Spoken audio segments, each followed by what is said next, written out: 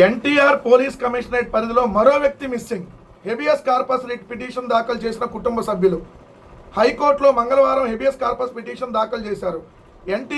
ఎన్టీపీఎస్లో contract కార్మికుడిగా పనిచేసే మొగిలిచర్ల యేసుబాబును గత ఏడాది ఓ చోరీ కేసులో నిందితుడిగా పోలీసులు గుర్తించారు. ఈ నేపథ్యంలో చిల్లకల్లు పోలీసులు గత నెల 17న కేసు విచారణ కోసం యేసుబాబును తీసుకెళ్లారు. స్టేషన్కి వెళ్లి ఆరా తీయగా జగ్గయ్యపేట పోలీసులకు అప్పగించామని చెబుతున్నారని కుటుంబ సభ్యులు తెలిపారు. అప్పటి నుంచి నేటి వరకు యేసుబాబు ఆచూకీ లభించలేదని, విచారణ పేరుతో పోలీసులు తమను పలుమార్లు తీసుకెళ్లి టార్చర్ చేస్తున్నారని యేసుబాబు భార్య అత్త చెబుతున్నారు.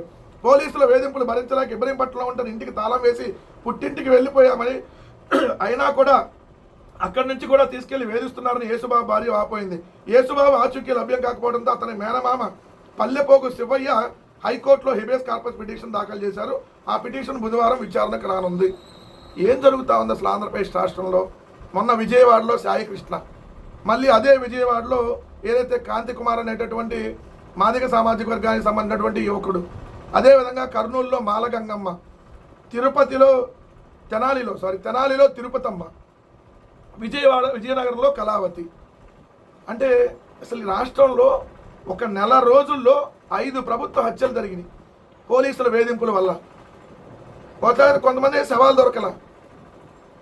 మళ్ళీ ఇప్పుడు చూస్తే ఇంకో వ్యక్తి మిస్సింగ్, యేసుబాబు అంట. సాయికృష్ణ, క్రాంతి కుమారు, మాలగంగమ్మ, తిరుపతమ్మ, కళావతి, ఇప్పుడు మిస్సింగ్ కేసుల్లో యేసుబాబు. ఆల్రెడీ నెల రోజులు దాటింది. తునిలో చిన్నారి జ్ఞానేశ్వరి మిస్ అయ్యి 24 నెలలు అయింది, 2 సంవత్సరాలు అయింది.